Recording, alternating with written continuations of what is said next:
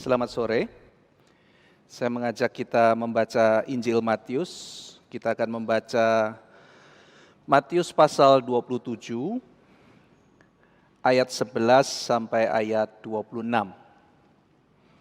Kita akan membaca pertanggapan. Saya akan mulai membaca Matius 27 ayat 11. Saudara sekalian akan menanggapi membaca ayat 12. Demikian kita membaca pertanggapan sampai ayat 26. Lalu Yesus dihadapkan kepada wali negeri, dan wali negeri bertanya kepadanya, "Engkaukah raja orang Yahudi?"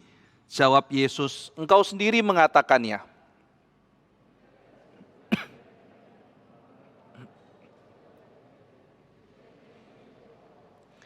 Maka kata Pilatus kepadanya, "Tidakkah engkau dengar betapa banyaknya tuduhan saksi-saksi ini terhadap engkau?"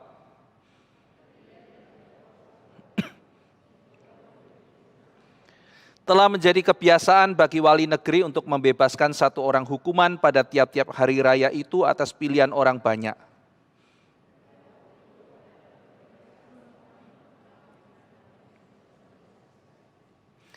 Karena mereka sudah berkumpul di sana, Pilatus berkata kepada mereka, "Siapa yang kamu kehendaki kubebaskan bagimu? Yesus Barabas atau Yesus yang disebut Kristus?"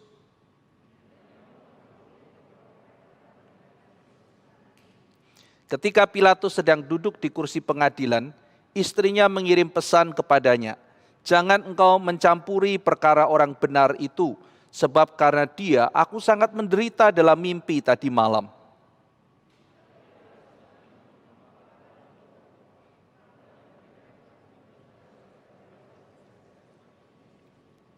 Wali negeri menjawab dan berkata kepada mereka, "Siapa di antara kedua orang itu yang kamu kehendaki kubebaskan bagimu?"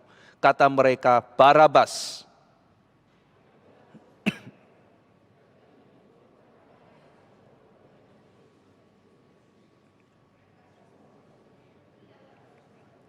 Katanya, "Tetapi kejahatan apakah yang telah dilakukannya?" Namun mereka makin keras berteriak, "Ia harus disalibkan."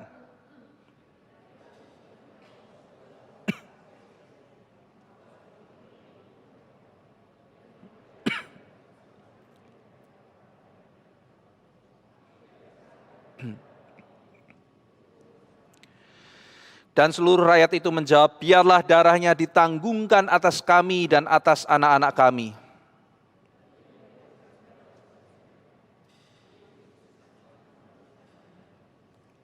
Mari kita berdoa. Bapa dalam surga, di dalam menyambut minggu sengsara, mengingat akan cinta kasih-Mu yang besar, pengorbanan-Mu untuk menebus dosa-dosa kami. Pada hari ini kami sekali lagi mau membaca, merenungkan firman-Mu. Ketika Engkau Raja segala raja, Hakim segala hakim, harus secara tidak adil berada di hadapan pengadilan manusia yang penuh cacat dan penuh ketidakadilan. Biarlah ketika kami belajar, ketika kami membaca firman-Mu, Tuhan bekerja di tengah-tengah kami, menguatkan iman kami, menambah hikmat kami, sehingga kami menjadi anak-anak Tuhan yang terus bertumbuh di dalam kekudusan dan bertumbuh di dalam anugerah Tuhan. Terima kasih ya Tuhan, topang setiap kami dengan anugerah-Mu. Dalam nama Tuhan Yesus Kristus kami berdoa. Amin. Saudara sekalian, kita melihat kegagalan hukum dan kegagalan pengadilan di dalam kisah pengadilan Tuhan Yesus. Hukum manusia seharusnya mencerminkan hukum Allah. Dan pengadilan manusia seharusnya menjalankan hukum yang sesuai dengan menjadi kehendak Tuhan. Tetapi hukum tidaklah selalu mencerminkan hukum Tuhan. Dan proses pengadilan tidaklah selalu memutuskan sesuatu secara adil. Di dalam dunia ini, Yesus diadili oleh dua macam pengadilan, yang dua-duanya tidak adil. Yang pertama adalah pengadilan agama. Kita di dalam eksposisi Injil Yohanes dengan teliti, kita melihat hal-hal apa yang tidak adil di dalam proses pengadilan tersebut. Di dalam pengadilan agama kita sudah dengan teliti misalnya menyelidiki proses pengadilan di malam hari itu inkonstitusional pada waktu itu.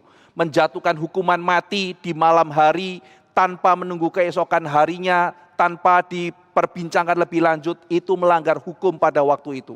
Jadi ada begitu banyak poin-poin yang dilanggar, yang sengaja mereka lakukan demi untuk menyalibkan Tuhan Yesus. Kaum Sanhedrin yang ada pada waktu itu juga dipilih. Tidak semua anggota Sanhedrin ada. Dipilih hanya orang-orang yang setuju dengan imam besar, sehingga menghindari perdebatan dan percekcokan. Jadi pengadilan agama yang harusnya motifnya menegakkan kebenaran Tuhan di dalam dunia, menjunjung tinggi kebenaran, menjunjung tinggi kemanusiaan, dan menjunjung tinggi pengampunan, hal itu semua tidak dilakukan. Berdasarkan pengadilan yang harusnya menjunjung tinggi anugerah Tuhan dan kebenaran Tuhan, maka anak Allah dinyatakan bersalah dan dinyatakan harus mati. Anak Allah dinyatakan menghujat. Saudara, Tuhan menghujat Tuhan. Tuhan menghujat dirinya sendiri. Itu adalah tuduhan paling konyol di dalam sejarah. Kita melihat bahwa dalam pengadilan ini nama Tuhan bukan ditinggikan. Pengadilan agama itu harusnya meninggikan nama Tuhan. Tetapi pengadilan agama itu merendahkan Tuhan, menghina Tuhan, mengolok-olok Tuhan di dalam prosesnya. Syarat dengan kebencian, syarat dengan trik, syarat dengan keegoisan. Tidak heran saudara, Yohanes pasal 10 itu keluar dari mulut Tuhan Yesus. Mengenai gembala yang baik, kontras dengan pencuri dan pembunuh. Kita sudah mengeksposisi pencuri dan pembunuh itu tidak ditujukan kepada setan. Tetapi konteksnya dari Yohanes pasal 9, ketika ada orang buta yang dicelikkan matanya, lalu kemudian dianiaya, diinterogasi, lalu kemudian dipaksa untuk akhirnya menghilangkan jejak kuasa Yesus di situ. Maka Yesus kemudian mengatakan, ini gembala-gembala seperti ini. Ini gembala yang jahat. Ini gembala-gembala yang menggembalakan bukan untuk dombanya itu menjadi baik, tetapi dombanya ini hanya menjadi alat untuk keuntungan dia sendiri. Gembala ini jahat. Gembala ini menghancurkan domba-dombanya, menindas domba-dombanya. Muncul kalimat di dalam Yohanes pasal 10. Dan Yesus mengklaim dia adalah gembala yang baik. Memang dalam perjanjian lama dikatakan bahwa gembala-gembala yang jahat itu suatu hari akan berhadapan dengan Tuhan sendiri. Dan Tuhan akan mengirim gembala yang sejati, gembala yang baik itu untuk menggembalakan umatnya. Saudara-saudara sekalian, maka gereja Tuhan pada waktu itu menjadi sebuah markas antikristus, di mana para petinggi agamanya, para pemimpinnya yang dianggap sebagai orang yang harusnya meninggikan nama Tuhan, pada saat itu merendahkan Tuhan di dalam proses pengadilan yang tidak adil. Yang kedua adalah pengadilan negara yang dilakukan oleh Pilatus mewakili Roma. Harusnya objektif, harusnya adil, menjunjung tinggi asas-asas keadilan menurut waktu itu. Saudara, ada salah satu kalimat indah yang saya kutip, ini berasal dari dunia hukum. Lebih baik lolos menghukum orang yang bersalah. Sekali lagi, lebih baik lolos menghukum orang yang bersalah daripada salah menghukum orang yang tidak bersalah. Sekali lagi saya kutip saudara, lebih baik saya kelolosan. Ada orang yang harusnya bersalah, tapi lolos, tidak terhukum. Itu lebih baik daripada salah menghukum orang tidak bersalah, tapi saya jatuhkan hukuman. Saudara, banyak kasus terjadi demikian. Salah satu kasus yang saya baca adalah karena terlalu percaya pada bukti. Saudara mungkin pernah mengenal di dalam sejarah itu ada bukti orang bisa dihukum karena misalnya rambut. Jadi rambut ditemukan di TKP, lalu kemudian para ahli mengatakan, oh ini saya meneliti, ini betul-betul ada rambut, ini ada DNA-nya, ini adalah rambutnya dia. Pada suatu hari ada seorang pemuda ditangkap, dituduh melakukan pembunuhan yang sadis. Lalu kemudian satu keluarga dibunuh dan kemudian akhirnya orang itu diinterogasi, dia mengatakan saya betul-betul tidak melakukan pembunuhan. Oh ada saksi. Saksinya mengatakan apa? Saksinya ini mengatakan dia itu pernah ngomong yang tidak baik tentang orang itu. Loh, iya memang saya tidak suka. Tapi saya tidak suka bukan berarti saya membunuh dia. Loh, tapi kan ada motif. Kamu kan tidak suka sama keluarga itu. Iya, saya memang tidak suka keluarga itu. Tapi bukan berarti saya membunuhnya. Saya betul-betul tidak melakukan pembunuhan. Wah, saudara, dia mengeluarkan segala macam alibi, tapi tidak bisa. Dia tetap ditangkap. Dia kemudian berusaha membebaskan diri, tapi kemudian muncul sebuah bukti. Katanya ditemukan rambut di tempat kejadian perkara. Dan rambut itu diteliti, para ilmuwan mengatakan, iya kami membuktikan bahwa ini adalah rambutnya dia. Akhirnya orang itu masuk ke dalam penjara. Saudara-saudara sekalian, dari masuk penjara sampai eksekusi hukuman mati, tampaknya perlu waktu yang cukup panjang. Saya kalau tidak salah ingat, setelah 9 tahun di penjara, 9 tahun di penjara, rencananya mungkin tahun ke-10 dia akan dieksekusi. Tiba-tiba dia dibebaskan, saudara. Dia dibebaskan dan kemudian mereka meminta maaf karena ternyata pembuktiannya itu sudah dibuktikan oleh sains setelahnya, itu keliru. Saudara bisa bayangkan ya, perasaan orang tidak bersalah, lalu kemudian karena ini terbukti, kamu tidak terbantahkan, melalui ini apa segala macam berdasarkan ini adalah DNA-nya kamu. Dia mengatakan, saya tidak tahu tuh rambut siapa, saya tidak ada di tempat itu. Dia dimasukkan penjara setelah 9 tahun, lalu kemudian dia dikeluarkan dari penjara. Saudara, yang celaka adalah metode itu dipakai dan kira-kira sudah 12 orang dihukum mati. Apakah mereka betul-betul melakukan pembunuhan? Tidak ada yang tahu, kemungkinan juga tidak berdasarkan kasus itu. Nah maka saudara-saudara sekalian, kalimat itu ketika dipikir-pikir ada benernya ya. Lebih baik saya kelolosan, wah gak kebukti nih bagaimana ya lolos. Daripada saya kemudian menghukum orang yang tidak bersalah. Di Indonesia ada satu kasus. Kita tidak tahu betul-betul apakah orang itu bersalah apa tidak. Mungkin saudara pernah dengar yang kasus kopi itu ya, siapa namanya? Jessica ya kalau nggak salah ya. Itu adalah salah satu kasus yang betul-betul sampai akhir itu sulit untuk dibuktikan. Betul-betul diracun atau tidak. Tidak ada, saudara. Buktinya semua tidak ada. Hakim pun kesulitan di dalam itu. Sehingga akhirnya saya tidak terlalu mengerti hukum. Sehingga kenapa alasannya akhirnya dijatuhkan hukuman. Tetapi itu salah satu hal yang saya percaya hakim ketika mengambil keputusan. Itu juga sangat susah. Sangat susah ketika mengambil keputusan. Karena ada kalimat lebih baik lolos menghukum orang yang bersalah daripada salah menghukum orang yang tidak bersalah. Menjatuhkan hukuman bahkan hukuman mati tapi ternyata tidak bersalah. Nah posisi Pilatus lebih susah lagi saudara. Karena Pilatus sudah tahu, kalau tadi kita lihat kasus misalnya yang di Indonesia itu mungkin hakim bingung. Tidak ada bukti tapi jangan-jangan ini bersalah. Bersalah tapi buktinya bagaimana ya? Bukti fisiknya tidak ketemu. Wah, itu pergumulan yang saya kira saya bisa pahami ketika hakim itu bergumul. Akhirnya itu nanti keputusannya kan pro dan kontra ya saudara di Indonesia. Ada yang setuju, ada yang tidak setuju, masih menjadi perdebatan sampai hari ini. Nah saudara, tetapi kasus Tuhan Yesus lain. Pilatus ini sudah tahu jelas Tuhan Yesus itu tidak bersalah. Ini bukan perdebatan, ini dia tahu jelas Yesus tidak bersalah. Tapi sekarang masalahnya orang-orang mendesak Pilatus menjatuhkan hukuman mati. Jadi ini pengadilan yang sangat tidak adil. Ini bukan bingung mereka tidak tahu faktanya lalu kemudian bagaimana menjatuhkan hukuman. Bukan seperti itu. Sekarang faktanya adalah orang ini tidak bersalah dan Pilatus diminta untuk menjatuhkan hukuman. Saudara-saudara sekalian, mereka tidak melaksanakan hukum Tuhan. Hukum Tuhan tidak dilaksanakan oleh para imam itu. Mereka melaksanakan hukum yang adalah Tuhan mereka. Mereka tidak melaksanakan hukum Tuhan.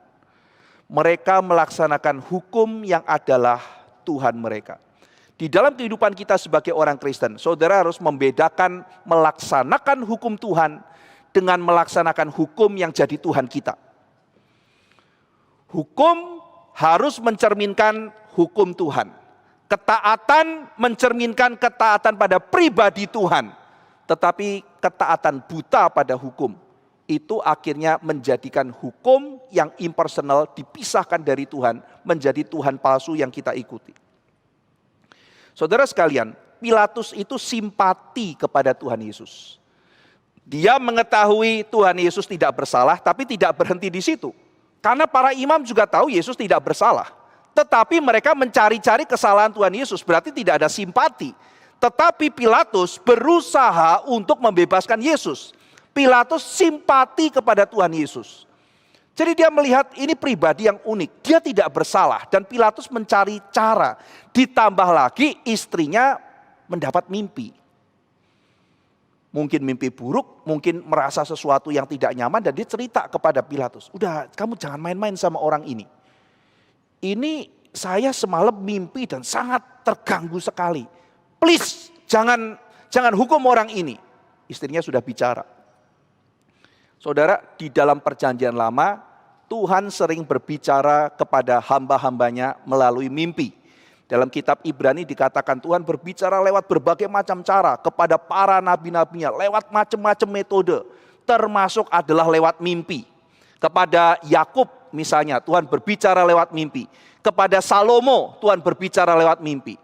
Tampaknya saudara di dalam perjanjian baru, sebelum kitab suci nanti lengkap ditulis, Tuhan juga memberikan mimpi, mengganggu istri Pilatus, menggelisahkan untuk kemudian dia memberikan sedikit warning kepada Pilatus mengenai siapakah Kristus. Dicatat ada mimpi yang terjadi pada istrinya Pilatus. Saudara, mengenai mimpi dan firasat itu dalam sejarah ada beberapa catatan. Misalnya ketika Julius Caesar mau pergi, lalu kemudian hari itu dia mau dibunuh. Saudara, ketika dia masuk ruang sidang semuanya mengeluarkan belati, lalu kemudian menusuk dia satu persatu. Dan di dalam drama, tidak tahu apakah betul apa tidak, dalam dramanya Shakespeare, yang terakhir menusukkan adalah Brutus, seorang yang dipercaya. Dan ketika pertama kali Caesar itu masih melawan-lawan, ketika Brutus keluar, dia speechless, karena dia percaya pada Brutus. Dan kalimat yang keluar adalah, engkau jugakah Brutus? Dan setelah itu Julius Caesar tidak melawan lagi. Dia pasrah menerima semua tusukan dan akhirnya mati. Itu karena Julius Caesar mau menjadi kaisar kembali. Dia mau menjadi pemerintah yang tidak lagi mau dipimpin oleh senat dan sebagainya. Saudara, pada waktu itu kan sudah ditinggalkan bentuk kekaisaran. Nanti yang menjadi kaisar berikutnya adalah Agustus. Julius Caesar itu tadinya adalah pemerintah biasa, saat itu mereka bentuknya adalah senat, lalu kemudian ada triumvirat dan sebagainya, saya tidak detail masuk ke dalam sejarah, tetapi kemudian dia mempunyai ide untuk menjadi seorang kaisar. Nah, ide ini ditentang oleh banyak orang. Caesar itu orangnya kasar, dia itu karena militer, ketika dia senat, kalau misalnya dia itu kehendaknya tidak dituruti, dia main cara preman, saudara, kirim preman atau apa, itu buat Caesar biasa. Jadi dia tidak terlalu disukai oleh senat, dan dia berhasil membungkam senat, dia punya power, dia punya tentara, saudara. Dan sekarang dia mau menjadi seorang kaisar, banyak orang ketakutan, bagaimana dengan demokrasi di Roma, maka akhirnya dia dibunuh. Nah, maka Brutus itu kalau di dalam sepanjang sejarah, itu dibaca sebagai seperti Yudas Iskariot. Saudara, kalau mau pelajari sejarah Roma, Brutus biasanya seperti Yudas Iskariot. Tetapi sekarang muncul wacana baru. Karena demokrasi itu sekarang menjadi sesuatu yang diminati oleh orang zaman sekarang. Sesuatu yang dianggap baik karena pemerintahan tiran itu dikontraskan dengan pemerintahan bersama oleh banyak orang. Sehingga Brutus itu sekarang dipandang sebagai orang yang pro demokrasi. Nah, jadi sekarang kalau kita membaca Brutus versus Caesar, tidak lagi, oh ini pengkhianatnya Yudas Iskariotnya. Kalau kita membaca Yudas Iskariot, kita sudah dikasih tahu Alkitab ini yang jahat, ini yang benar. Tetapi ketika kita sekarang membaca sejarah Romawi, Brutus itu jangan-jangan bukan sekedar pengkhianat loh. Brutus jangan-jangan orang yang masih peduli pada demokrasi. Nah, itu sekarang ada wacana itu untuk membaca Brutus. Nah, saudara, pada waktu Caesar itu mau pergi, istrinya tuh bilang, kamu jangan pergi, aku mimpi. Tapi karena Caesar itu sangat confident, dia tidak peduli, Julius Caesar pergi dan kemudian akhirnya dia mati di situ. Nah itu sejarah mencatat bahwa ada orang yang mendapat mimpi lalu kasih tahu. Nah sekarang istrinya Pilatus mendapatkan mimpi. Saudara, bagaimana dengan zaman sekarang? Wah, zaman sekarang apakah Tuhan masih berbicara lewat mimpi dan sebagainya? Saudara, kalau sekarang saudara misalnya mengatakan, Pak, benar loh Pak, ada orang dapat mimpi. Lalu kemudian setelah itu betul-betul kejadian dan sebagainya. Saudara, kita harus membedakan di mana tempatnya di dalam kekristenan kita. Bagaimana kita sebagai orang reform melihat fenomena seperti ini. Yang pertama saudara, kita mesti tahu semua sumber kebenaran yang paling kita bisa percaya adalah kitab suci. Jadi ini menjadi penguji daripada seluruh pengalaman yang kita alami. Termasuk apapun pengalamannya, batu ujiannya adalah kitab suci yang sudah diwahyukan oleh Tuhan perjanjian lama dan perjanjian baru. Lah terus bagaimana Pak menempatkan mimpi dan sebagainya? Masukkan itu ke dalam pengalaman pribadi saudara. Pengalaman rohani pribadi. Misalnya begini, loh kok saya mimpi?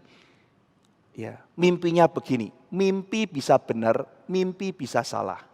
Ketika mimpimu benar, tidak ada bedanya dengan kitab suci. Ya, tidak mengubah kitab suci, justru kitab suci menjadi penguji mimpimu.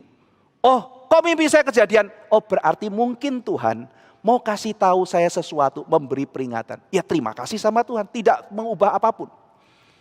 Jadi anggaplah itu sebagai sebuah pengalaman rohani pribadi, relasi personal antara Tuhan dengan engkau. Dan ketika engkau cerita dan orang lain tidak mau percaya, tidak apa-apa. Kenapa? Karena itu pengalaman rohani pribadi. Misalnya saudara, wah aku mimpi. Wah mimpi begini terus besoknya kejadian seperti ini. Terus ada orang bilang, oh kok Ivan, kalau yang kali ini saya nggak mau percaya. Oh saya nggak boleh marah. Kurang ajar kamu, tidak percaya. Ini kalimat Tuhan, tidak begitu, ini mimpi. Tapi kalau saya misalnya mengatakan, Tuhan Yesus mengatakan, oh saya tidak percaya. Loh ini Alkitab bilang begini loh, tidak boleh loh, tidak percaya. Ini kamu harus percaya. Aku tidak mau percaya, ya itu kamu harus tanggung jawab sendiri. Tapi Alkitab bilang begini, harus percaya kamu. Karena Alkitab bilangnya begini, ini ada perbedaan saudara ya. Antara apa yang dikatakan Alkitab dengan apa yang terjadi di dalam pengalaman rohani pribadi. Nah jadi di sini, mungkinkah saudara mengalami mimpi, oh, mimpinya benar-benar kejadian ya, sesuai mimpi saya? Mungkin saja. Mungkinkah Tuhan yang memberikan kepada saya untuk memberi peringatan? Mungkin saja. Tetapi ujilah itu dengan firman Tuhan. Ambil contoh. Satu orang tanya kepada saya, Pak, ada seorang anak itu bisa melihat masa depan. Wih, berarti dia bisa mengetahui apa yang terjadi. Oh iya, dia mendapat semacam mimpi lalu kasih tahu, mimpinya kejadian. Oke. Ya, saya ajarkan sama dia, taruhlah itu di dalam pengalaman rohani pribadi. Oh, dia lakukan, Saudara. Oh, dia oke, ya saya mengerti gitu ya. Dia mimpi ini kejadian. Oke, bersyukur sama Tuhan, itu semacam kayak peringatan ke depan. Terus mimpi lagi, Saudara. Mimpi lagi, betul ada kejadian mirip seperti itu. Oh, oke, ya, berarti itu mimpi mirip, ya sudah, itu pengalaman rohani pribadi. Jadi saudara perhatikan ya, 2 kali dia mimpi, 2 kali kejadian seperti mimpinya. Nah, kalau dia tidak dipimpin oleh hikmat Tuhan, kira-kira perasaan apa yang mulai muncul di dalam hatinya? Sakti juga saya ya, boleh juga ya. Saya orang spesial dong, saya orang pilihan Tuhan yang luar biasa rohani, terpilih atau levelnya gimana. Karena orang lain tidak, saya dapat. Dan saudara tahu apa mimpi yang ketiga? Mimpi yang ketiga adalah, saya kasih tahu kamu, Yesus bukan Tuhan. Lalu saya bilang, itu setan. Iya kan? Jadi mimpi pertama, ya cuman kejadian. Mimpi kedua, apa yang diimajinasikan dengan apa yang itu kejadian. Mimpi yang ketiga, dikasih tahu Yesus bukan Tuhan. Spirit, nanti dalam 1 Yohanes, yang mengatakan Yesus bukan Tuhan adalah spirit antikristus. Nah, jadi di sini saudara sekalian, firman harus menjadi patokan kita untuk menilai roh apa yang ada, kejadian apa yang ada, pengalaman rohani apa. Kita harus menilainya.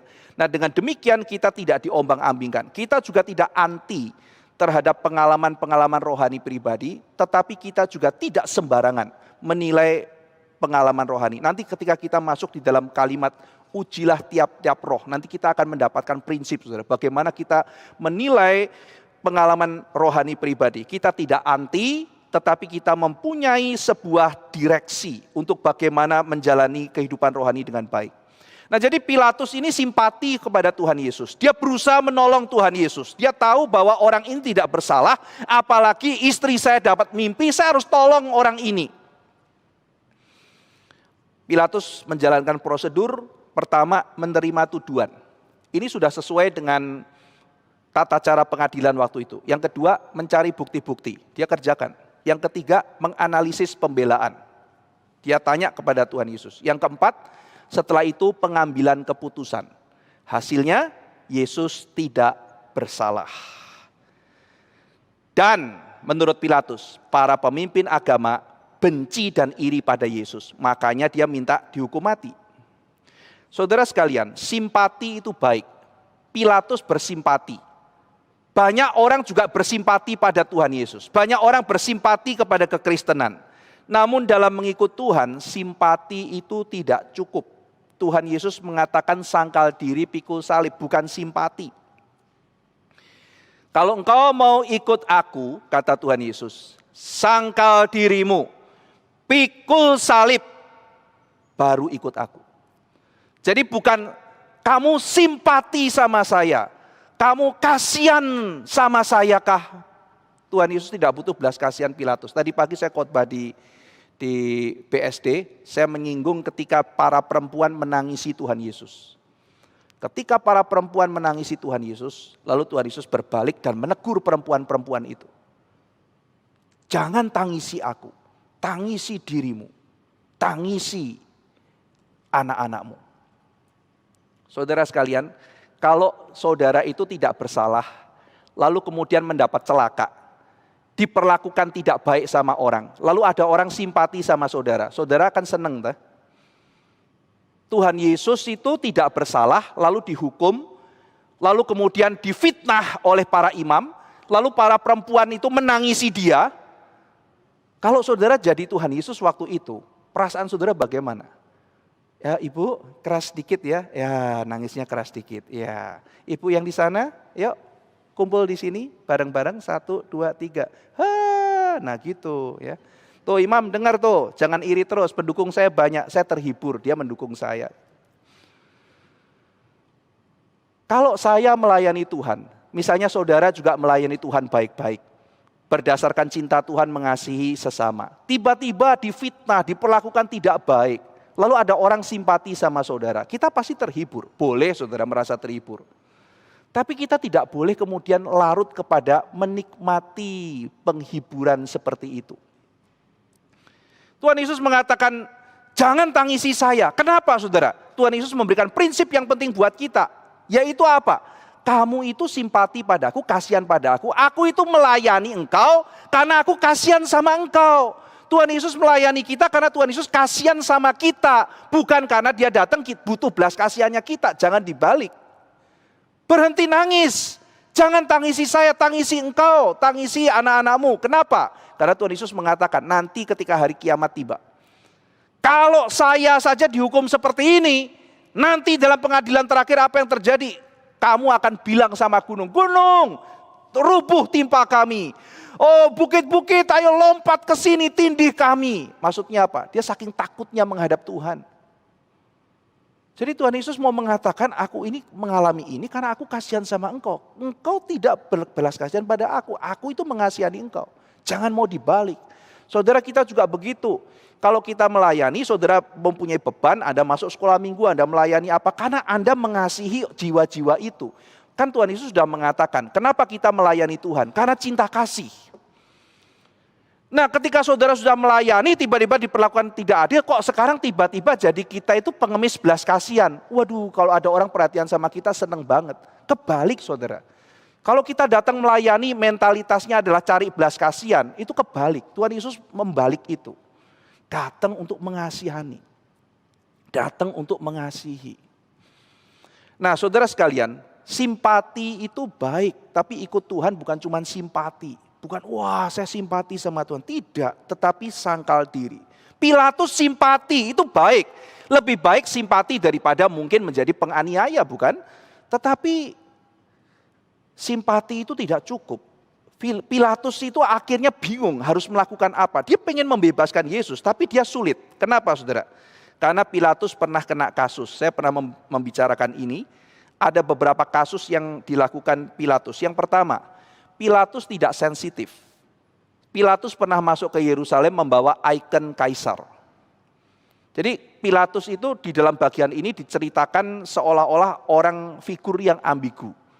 Kenyataannya, kalau saudara mendapat gambaran yang lengkap, Pilatus itu seorang yang kejam. Jadi dia datang dengan confident, sudah dikasih tahu, masuk Yerusalem jangan bawa ikon kaisar. Mereka berontak loh, tidak peduli dia masuk dengan ikon kaisar. Apa yang terjadi saudara? Maka terjadi pemberontakan. Pemberontakan pertama. Yang kedua, dia lihat bait suci banyak uang. Terus dia mulai pikir, uangnya banyak ya, saya mau punya proyek membuat aquaduk, saluran air. Pakai duitnya bait suci, saya bikin aquaduk. Kan untuk mereka juga. Berani dia ambil kas bait suci, dipakai membangun aquaduk. Marah, terjadi pemberontakan. Yang ketiga, ketika ada sekelompok pesiarah. Pesiarah itu mencari harta karun saudara. Mencari harta karun seorang namanya Yudas Makabeus. Dikira mereka pemberontak. Lalu kemudian dibantai. Setelah dibantai dicari ternyata tidak bawa senjata. Memang bukan pemberontak kok, pencari harta karun. Sehingga itu menimbulkan keresahan di masyarakat. Nah sudah beberapa kali dia melakukan kesalahan. Sekali lagi ini. Kalau sampai melakukan kesalahan yang fatal, posisinya bisa dicopot. Dia bisa tidak jadi gubernur lagi. Jadi dia memang punya hati kecil, dia punya nurani, dan dia mungkin nuraninya berkata, lepaskan Yesus. Istrinya juga mengatakan, lepaskan Yesus. Saya mau Yesus, tapi saya tidak mau bentrok dengan orang Sanhedrin. Saya takut. Mau ikut Yesus? Yes. Tapi aku nggak mau bentrok sama teman-temanku. Aku punya teman nyontek, teman disko, teman-teman itu narkoba atau teman-teman yang lain, teman-teman dugem. Aku punya teman-teman itu. Aku mau Yesus, tapi aku juga nggak mau bentrok dengan mereka. Saudara-saudara sekalian, Pilatus mungkin beda dengan Sadrah, Mesah, Abednego. Pilatus terlalu lemah untuk menantang dunia dengan komitmen. Sadrah, Mesah, dan Abednego tahu konsekuensinya. Mereka mungkin akan mati ketika mengikut Yesus. Tetapi ketika mengikut Tuhan, tapi mereka berani mengambil komitmen. Pilatus tahu kebenaran. Dia punya nurani. Tetapi dia tidak kuasa karena dia punya kelemahan. Yang dia tidak mau hancurkan di hadapan Tuhan. Yaitu keuntungan pribadinya. Titik lemah, dia mencintai kedudukannya. Sadrah, Mesah, Abednego, dia tahu kalau mengikut Tuhan itu tidak ada instant gratification. Di dalam kitab Pengkhotbah, saudara, ada satu ayat yang mengatakan begini ya, jangan terlalu saleh, jangan terlalu berhikmat, gitu kan? Wah, banyak orang seneng ayat itu, saudara. Jangan terlalu saleh, jangan terlalu berhikmat, juga jangan terlalu jahat. Mungkin orang pikir, wah ini ayat kesukaan saya ini. Jadi kalau mabuk-mabuk sedikit boleh, karena jangan terlalu saleh gitu. Tapi juga jangan jahat-jahat lah, ya. Kalau mukulin orang itu jahat, jangan. Ya jahat-jahat dikit boleh lah. Itu bukan arti ayat tersebut, saudara. Kitab di dalam Pengkhotbah pasal 7 yang mengatakan jangan terlalu saleh, jangan terlalu berhikmat, itu termasuk salah satu bagian yang sulit untuk ditafsir. Tetapi konteksnya adalah pada waktu itu Pengkhotbah sedang mengatakan bahwa kadang-kadang ada orang-orang benar itu yang susah. Dia juga melihat ada orang-orang yang fasik, tetapi kelihatannya hidupnya itu tenang-tenang. Nah, jadi di sini dia mau bicara mengenai kedaulatan Allah. Ada orang-orang benar diizinkan untuk sementara mengalami kesulitan. Ada orang-orang yang kelihatannya fasik diizinkan untuk hidupnya mungkin kelihatan baik. Nah, di sini dia lalu kemudian bicara, jangan terlalu saleh, jangan terlalu jahat, tapi takut akan Tuhan. Jadi ada 3 cara hidup, tidak terlalu saleh, tidak terlalu jahat, tapi takut akan Tuhan. Takut akan Tuhan dikontraskan dengan terlalu saleh, takut akan Tuhan dikontraskan dengan terlalu jahat. Apa maksud jangan terlalu saleh? Maksudnya itu saudara, itu panjang ya untuk melihat seluruh konteksnya. Kira-kira cepat artinya begini, kita tuh jangan pikir kalau kita sudah berbuat baik, langsung kita akan dapat hadiahnya saat itu juga. Saya berbuat baik nih Tuhan, kok saya susah begini? Berarti kita ingin begitu berbuat baik langsung dapat hasilnya. Tidak bisa seperti itu. Tuhan cara bekerjanya tidak seperti itu. Maka pengkhotbah mengajarkan kamu tuh harus takut akan Tuhan. Ya, jangan terlalu saleh atau menganggap bahwa setiap kita tuh berjasa langsung boleh dapat hadiah dari Tuhan. Tetapi apa yang harus dilakukan? Pokoknya meskipun kondisinya tidak baik, tetap takut akan Tuhan. Kelihatannya rugi, tetap takut akan Tuhan. Kenapa saudara?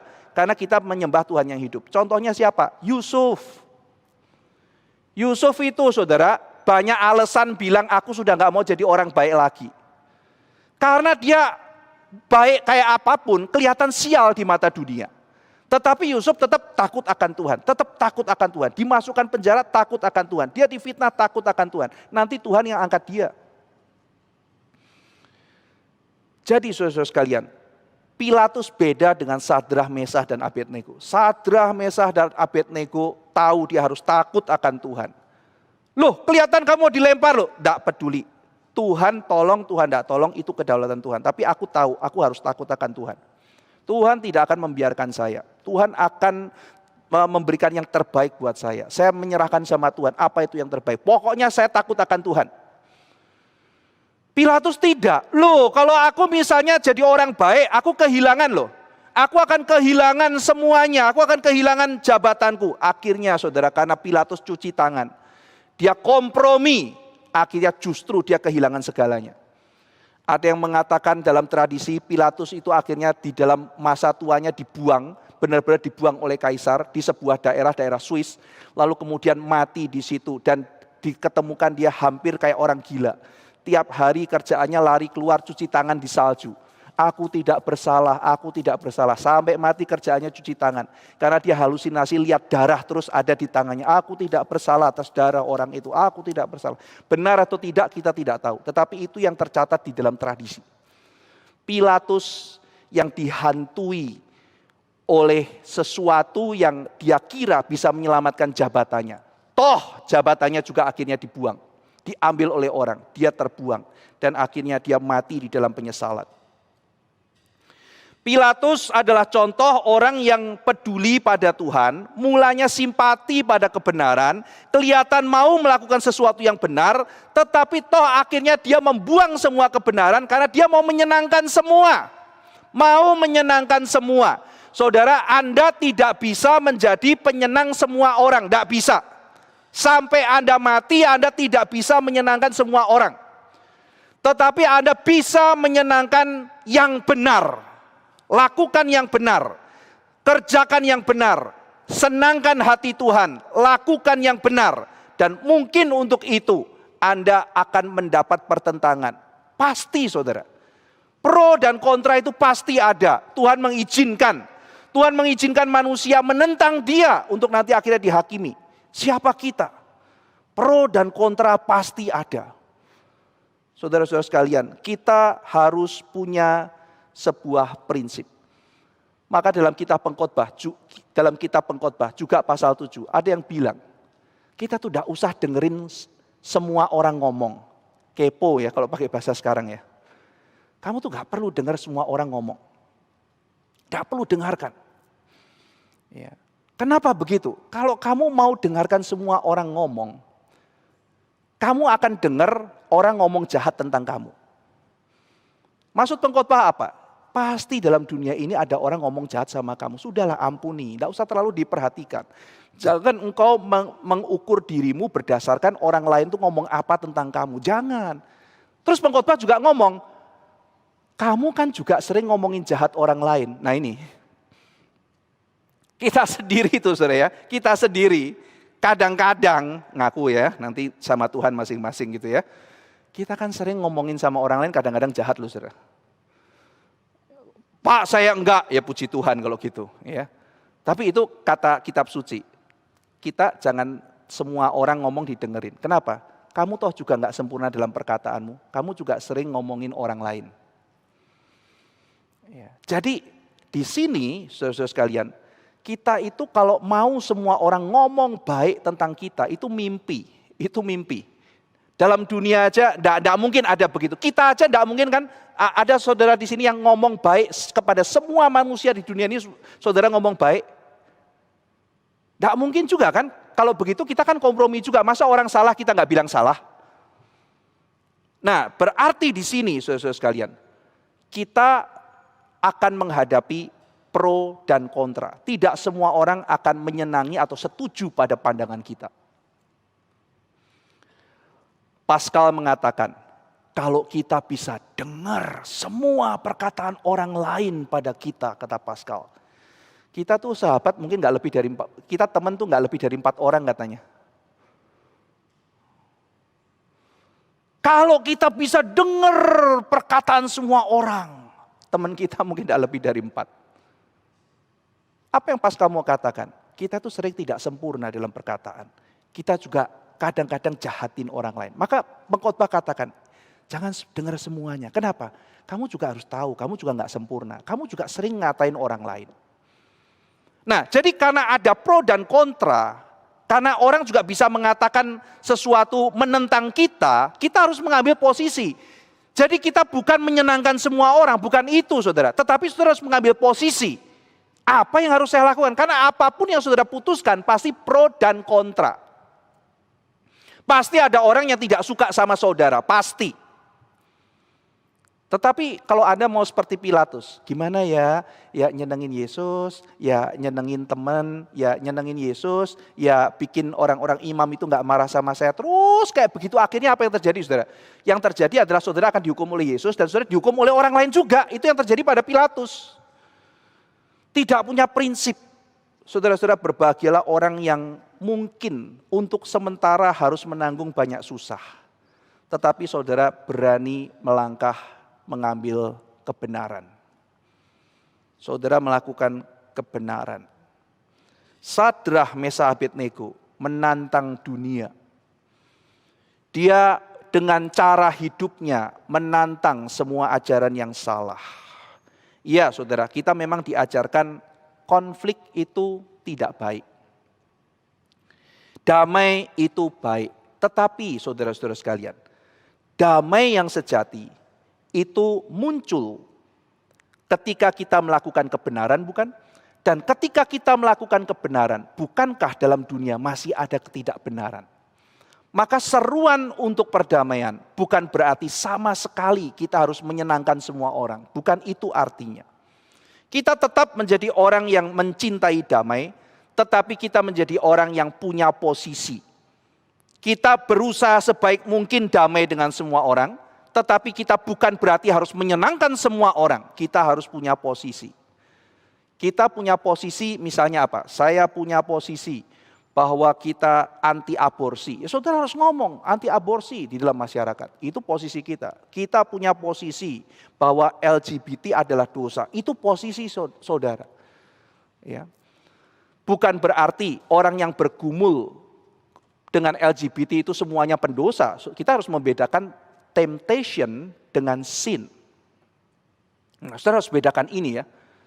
Jadi ada orang tanya sama saya, Pak Ivan, kalau Pak Ivan lihat ada orang yang sedang bergumul dengan LGBT, apakah Pak Ivan akan berikan dia posisi pelayanan?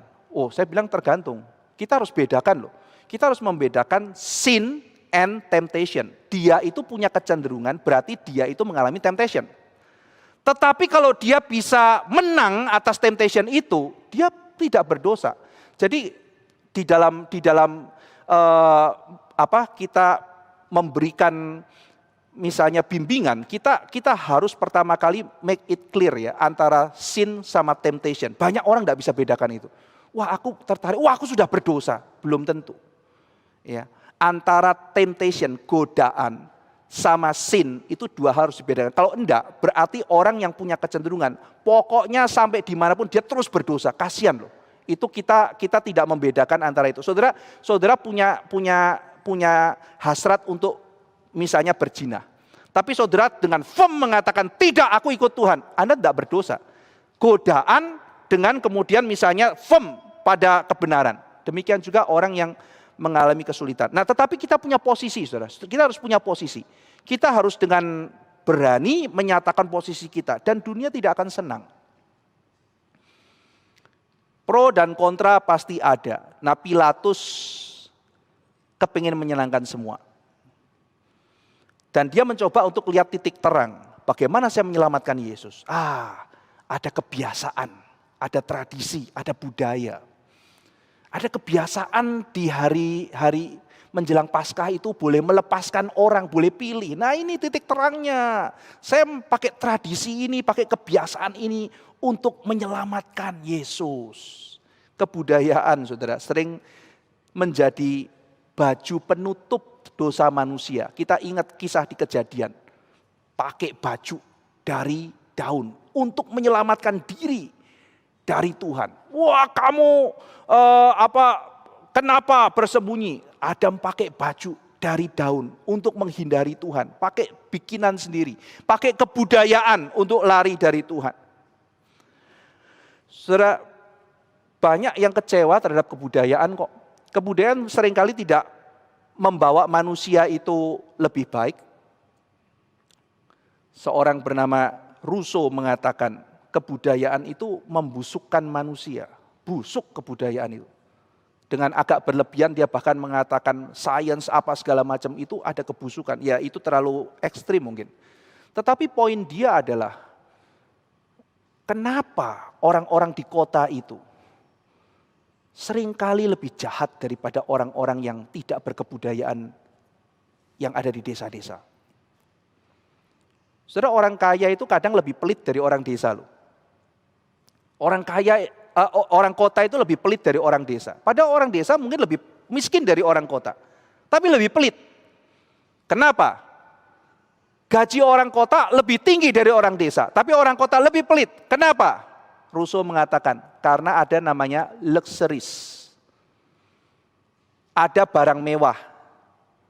Jadi selama ada barang mewah, berapapun yang kita punya tidak cukup. Orang di kampung punya motor bebek bekas itu sudah mewah. Cita-citanya udah ada kendaraan ya sudah. Punya motor 40 tahun dipakai tidak rusak-rusak ya sudah bahagia. Tapi orang-orang yang lihat, waduh ini Hermes keluarin kantong plastik kresek baru loh. Loh kan beneran saudara kan? Beneran kan? Dia kan bikin eksperimen. Apapun yang dia jual atas nama merek, kalau nggak salah Hermes ya, yang jual kantong plastik 10 juta itu. Dan ada yang beli, menunjukkan the power of brand itu ya, itu benar-benar eksperimen yang dia lakukan. Benar-benar dibeli kantong plastik transparan itu 10 juta. The power of brand. Jadi ada luxuries di dalam dunia ini, di dalam orang-orang kota. Maka itu membuat kita menjadi kurang murah hati. Nah, jadi kebudayaan itu tidak tentu selalu baik. Kalau kita anti kebudayaan juga itu kita berarti menghina anugerah Tuhan memberikan kebudayaan. Tapi Rousseau menunjukkan kebudayaan itu tidak tentu baik. Lao Tse mengatakan kebudayaan itu tidak baik. Khalil Gibran mengatakan kebudayaan itu kejam. Sultan Takdir Ali Syabana itu pakai puisi melawan adat. Khairil Anwar berusaha untuk melawan kebudayaan, adat dan sebagainya. Nah, jadi di dalam sepanjang sejarah ada orang-orang yang mengkritik kebudayaan yang dianggap membusukkan manusia. Jadi sekarang si Pilatus mau pakai kebudayaan, trik melepaskan Tuhan Yesus dengan cara yang santun, dengan cara yang manis, dengan cara yang halus, tanpa konflik. Ada saatnya mungkin kita harus begitu, saudara. Tapi ada saatnya di mana itu tidak bisa. Soren Kierkegaard mengatakan ada saatnya moderation, kesopanan, itu semua adalah cara kita bersembunyi dari satu kata, pengecut.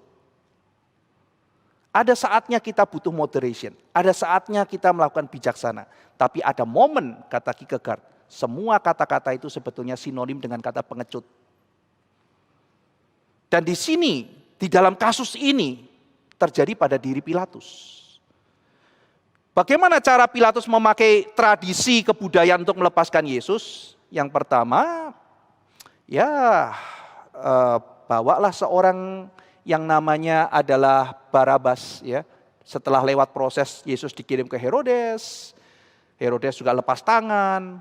Herodes mungkin pikir, aduh yang susah-susah kamu kasih ke saya, balikin lagi ke Pilatus, ya kan? Lalu kemudian Yesus disesah tadi di bagian yang kita baca supaya orang-orang bilang ya sudahlah, udah kayak begitu disesahnya, lepaskan saja. Dan yang jelas adalah meminta rakyat untuk memilih.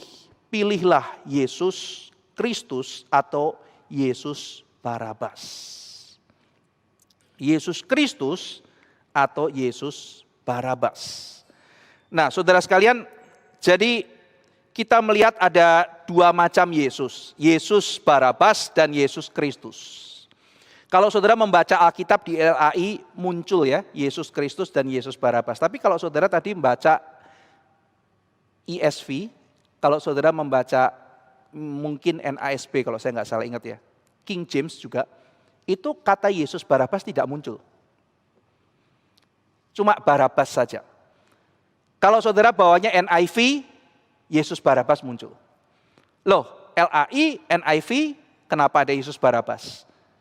Kemudian ESV, kenapa tidak ada Yesus Barabasnya? Karena memang ada varian teks. Ada varian teks. Lalu kemudian teks yang diambil oleh ESV itu yang tidak ada, sementara LAI, NIV itu mengambil varian teks yang ada Yesus Barabas. Loh, saudara, kenapa ya kok NIV dan LAI itu memakai kata Yesus Barabas? Dan kenapa yang lain tidak? Ada argumentasinya macam-macam, saudara. Salah satunya begini, yang tidak memasukkan karena mungkin para penulis awal tuh mikir, waduh kok Yesus disamakan kayak Barabas? Kok Tuhan Yesus Kristus disamakan sama Yesus Barabas? Karena mereka tidak mau nama Yesus dicemarkan, disamakan dengan Yesus Barabas, kata Yesusnya itu diedit. Ada teks yang begitu, ada yang mengatakan demikian. Ya. Nah, tetapi ketika kita sudah lewat masa itu, kita melihat justru ini kan adalah perbandingan yang sangat menarik ya. Yesus Kristus dan Yesus Barabas. Nah, saudara, tetapi ketika kita tadi membaca kalimat Yesus yang disebut Kristus, berarti sangat masuk akal kalau kalimat sebelumnya adalah membandingkan Yesus Barabas atau Yesus yang disebut Kristus. Berarti ada dua Yesus. Yesus yang Barabas, Yesus yang disebut Kristus. Jadi saudara, ternyata Barabas itu nama depannya juga Yesus. Siapa yang mau kau pilih? Siapa yang kau pilih? Yesus Barabas atau Yesus Kristus? Saudara sekalian, menarik perbandingan ini. Apa yang kita bisa belajar dari perbandingan dua Yesus ini?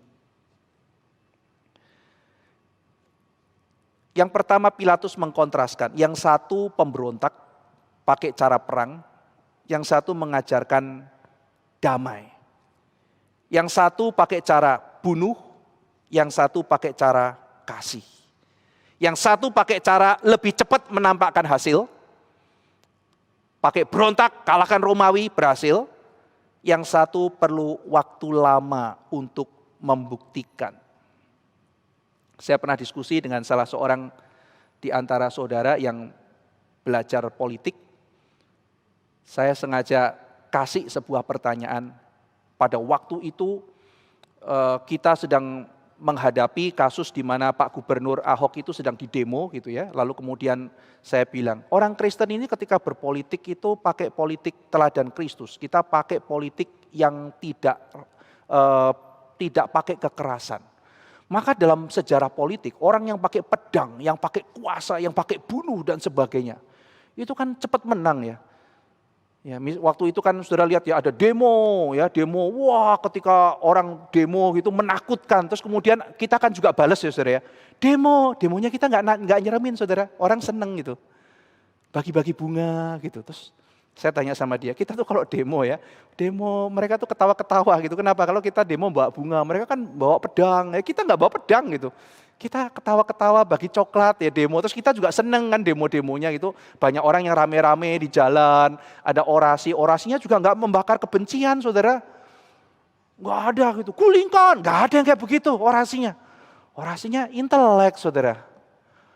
Yang demo saya lihat ya ibu-ibu gitu kan ya, habis lari pagi ikut demo gitu kan. Mungkin berhenti masaknya nanti siang aja. Jadi demo yang sopan, demo yang ramah. Terus saya bilang sama teman kita ini, orang nggak takut gimana kita orang Kristen bisa menang ya. Jawabannya menarik, dia jawab menarik. Pak, tapi memang dalam sejarah politik ya begitu Pak. Orang Kristen itu menangnya lama. Udah kayak gitu terus nanti kan kita digiles tuh Pak. Dianiaya, dibantai, diapain. Tapi lama-lama orang lihat yang benar kok orang Kristen.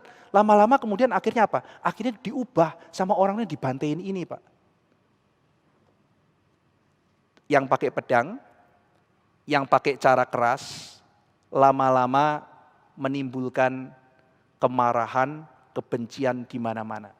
Yang pakai cara Tuhan Yesus lama, tapi akhirnya berhasil. Saudara sekalian, apa yang terjadi di Timur Tengah belakangan ini?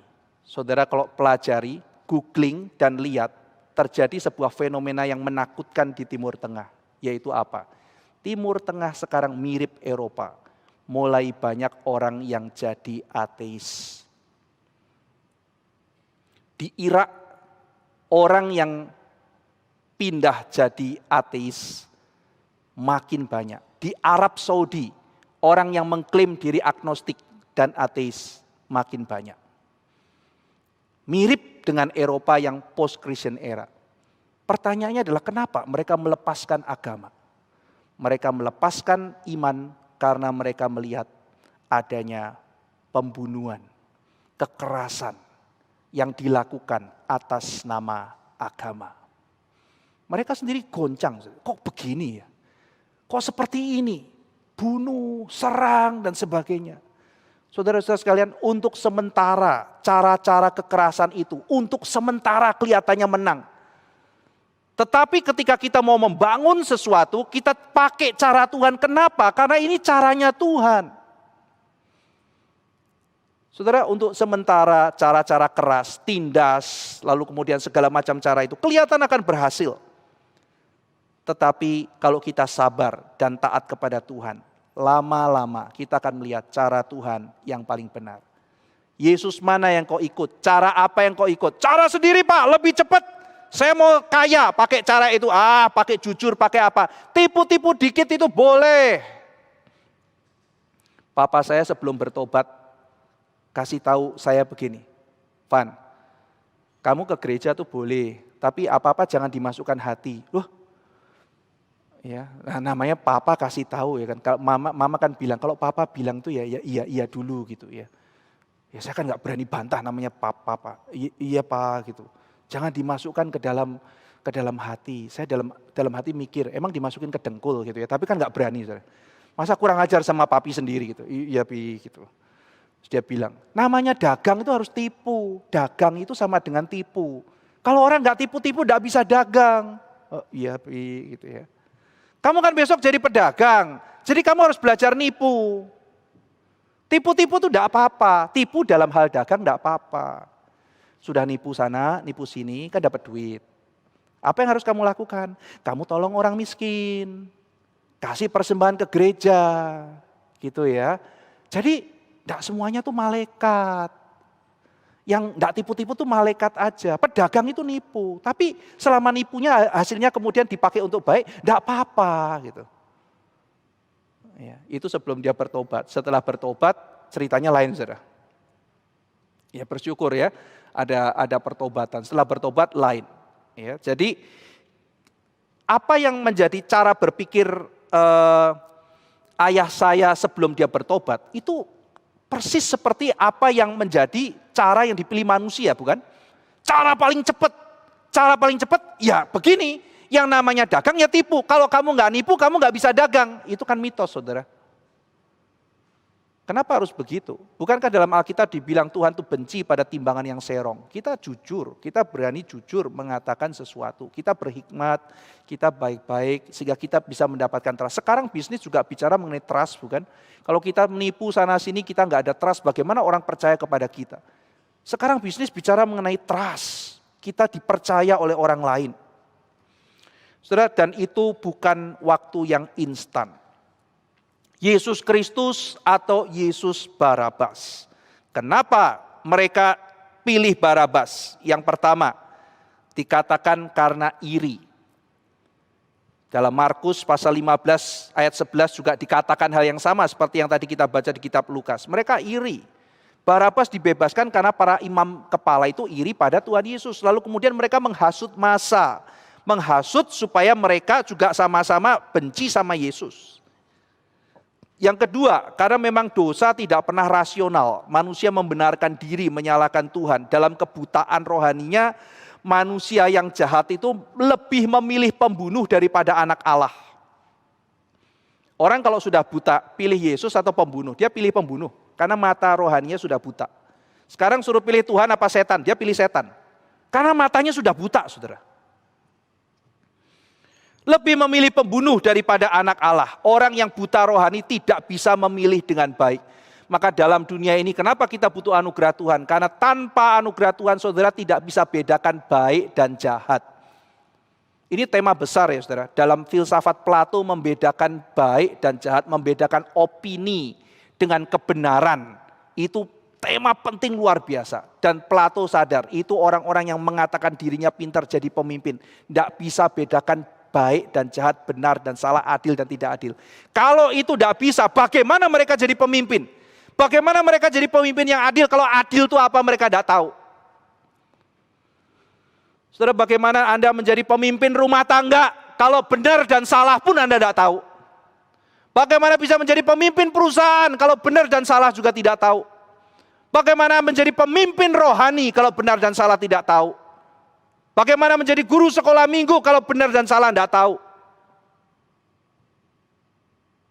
Tuhan Yesus mengatakan, aku kasihan mereka itu seperti domba, tidak ada gembala. Wah, kalimat itu menusuk saudara. Lihatlah mereka itu domba, tidak ada gembala. Loh, itu begitu banyak imam itu apa bukan gembala. Mereka tidak bisa bedakan benar dan salah. Saudara tahu apa yang mereka katakan pada Yesus. Yesus ketika menyembuhkan orang, dibilang ini menyembuhkan pakai kuasa Beelzebul. Bayangkan pemimpin rohani membedakan Tuhan sama setan aja tidak bisa.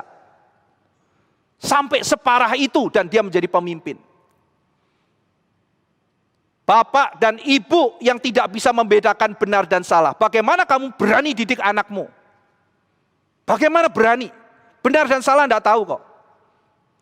Yesus atau Barabas? Barabas. Buta mata rohaninya. Berapa banyak pilihan dalam kehidupan harus kita bikin. Tapi ini setiap hari kita memilih. Tapi kalau matanya buta, bagaimana bisa pilih? Saudara berdoalah Tuhan memberikan kepada kita mata rohani. Karena saudara itu anak Tuhan. Saudara itu bukan orang buangan. Saudara itu anak. Doa sama Tuhan. Minta mata yang jelas. Sehingga saudara bisa melihat. Karena Anda punya Roh Kudus. Dan Roh Kudus itu akan menganugerahkan penglihatan bagi mereka yang mau dipimpin olehnya. Minta dipimpin Roh Kudus. Minta saudara bisa melihat dengan jelas, dengan terang. Karena Anda adalah anak Tuhan. Anda tidak dibuang, Anda tidak sendirian. Saudara-saudara sekalian, Barabas itu artinya adalah bar, itu artinya kan anak. Abbas, Abba, itu bapak. Yesus Barabas adalah juru selamat anak bapak. Bayangin saudara ya, Yesus yang disebut Kristus dengan Yesus yang anak Bapa. Tapi ini anak Bapa yang palsu, saudara. Ini adalah anak Bapa yang asli, yaitu Yesus Kristus. Barabas itu mewakili umat manusia, memberontak melawan Tuhan, akan menerima hukuman. Tapi justru karena Kristus, Barabas hari itu dilepaskan. Pilihan kita menunjukkan siapa kita. Pelepasan Barabas menunjukkan anugerah Allah bagi kita. Kita orang-orang seperti Barabas dilepaskan melalui substitusi pengorbanan Kristus. Kristus yang mati menggantikan orang-orang berdosa, melepaskan orang-orang berdosa. Barabas berbeda dengan perampok. Nantinya kita akan melihat contoh yang sangat jelas dalam Injil Lukas. Perampok yang bertobat, yang terima Tuhan Yesus. Lalu kemudian di situ menunjukkan orang yang mati di dalam Tuhan karena menerima anugerah keselamatan. Tapi saudara sekalian, pilihan orang ketika memilih Barabas menunjukkan orang buta rohani, tidak bisa pilih. Tetapi seperti perampok yang di sebelah Tuhan Yesus, akhirnya matanya dibuka. Dia bisa melihat dengan jelas dan dia bisa memilih dengan baik. Sementara perampok satunya temannya mati dalam dosanya. Ya begitulah orang berdosa, cuma bisa nyalain orang. Sudah mau mati pun masih salahin Tuhan Yesus. Kalau engkau anak Allah, kalau engkau Mesias, kalau engkau Kristus, ayo turun dari salib, lepaskan dirimu, lepaskan kami. Ya kan, sudah nggak ngaku dosa, masih merintah-merintah. Ya kan, siapa Tuhan diperintah. Ya. Terus kalau suatu hari saya menginjili orang bilang, kalau misalnya Tuhan itu ada, cepat suruh tampakkan dirinya di depan saya, baru saya percaya. Saya bilang sama dia, ntar Tuhan nampakin sendiri, lu bilang halusinasi. Memang hatimu enggak mau kok. Ya. Enggak, aku mau, sekarang juga. Cepat, Tuhan suruh nampakkan dirinya, aku mau percaya. Cepat Tuhan suruh nampakkan. Terus saya bilang sama dia, waktu itu presidennya Gus Dur, saudara. Tolong panggil Gus Dur datang ke sini dulu, saya panggil Tuhan. Dia bilang, mana bisa panggil presiden? Mana bisa, saya perintah Tuhan. Gitu. Ya kamu panggil presiden aja susah kan? Ini Tuhan kok kamu perintah gitu. Tuhan pakai caranya begini, kenapa saya memberitakan Injil? Karena Tuhan maunya caranya begini. Sekarang kamu mau perintah Tuhan, siapa kamu? Kalau dia nggak mau, saya nggak mau percaya. Loh, kamu nggak mau percaya, itu kan urusan kamu gitu. Tetapi kamu nggak bisa sekedar argumentasi semacam ini. Karena saya nggak lihat, saya nggak ini, saya nggak begitu. Banyak hal yang kita tidak lihat, kita percaya ada. Siapa yang pernah protes ketika sekolah dikasih gambar atom bulat-bulat gitu? Siapa yang pernah nanya sama gurunya di sekolah, kenapa atomnya bulat? Bapak pernah lihat apa enggak? Kenapa percaya? Nah, saudara, atom bulat-bulat kan? Saya dikasih tahu tuh sama Pak Yohanes Surya, Pak Ivan, orang percaya atom bulat ya. Saya aja nggak pernah lihat atom loh gitu. Tapi saya mengasumsikan atom seperti itu. Terus Pak Yohanes Surya bilang, sebetulnya bukan hanya di dalam, dia mengatakan sebetulnya kalimat orang itu hidup oleh iman itu betul. Orang untuk hal seperti itu mau percaya. Untuk Tuhan kenapa orang tidak percaya ya gitu. Jadi atom bulat, fisikawan, yang ngomong fisikawan saudara. Ya, yang ngomong fisikawan. Dia bilang, saya sendiri ya mengasumsikan kondisi atomnya seperti ini. Kita itu mengasumsikan, kita percaya. Ada banyak hal yang kita nggak bisa lihat dalam dunia, saudara, tetapi kita percaya. Tapi lucu, ada orang yang mengatakan saya baru percaya kalau lihat. Saudara-saudara sekalian, orang yang buta, yang tidak bisa lihat kebenaran, yang mau mati maki-maki Tuhan, perampok di sebelah. Karena dia buta, dia tidak bisa lihat. Dalam kondisinya dia sudah hampir mati, dia menyalahkan Tuhan. Tapi satu perampok itu matanya dibuka oleh Tuhan. Dia ngomong kalimat apa? Tidak takutkah engkau akan Tuhan? Kamu tidak takut Tuhan. Kamu sama saya ini dosa loh. Maka kita mengalami hukuman seperti ini. Kita tuh sampai hari ini seperti mati kayak begini karena kita ini salah. Kita ini dosa. Nah ini saudara-saudara sekalian, ini berarti Roh Kudus sudah bekerja. Biasanya hukumnya orang kalau misalnya tidak ngerti kebenaran, semua itu salah yang lain, semua salah dunia, salah yang lain. Tidak ada yang berani mengakui saya berdosa, tidak ada.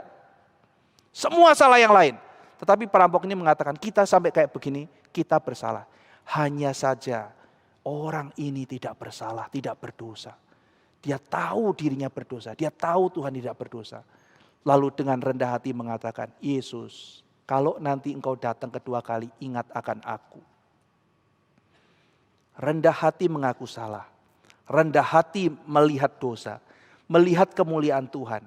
Meminta ampun dan belas kasihan pada Tuhan. Saudara sekalian, orang yang sudah buta, saking butanya, membedakan Tuhan dan penjahat tidak bisa.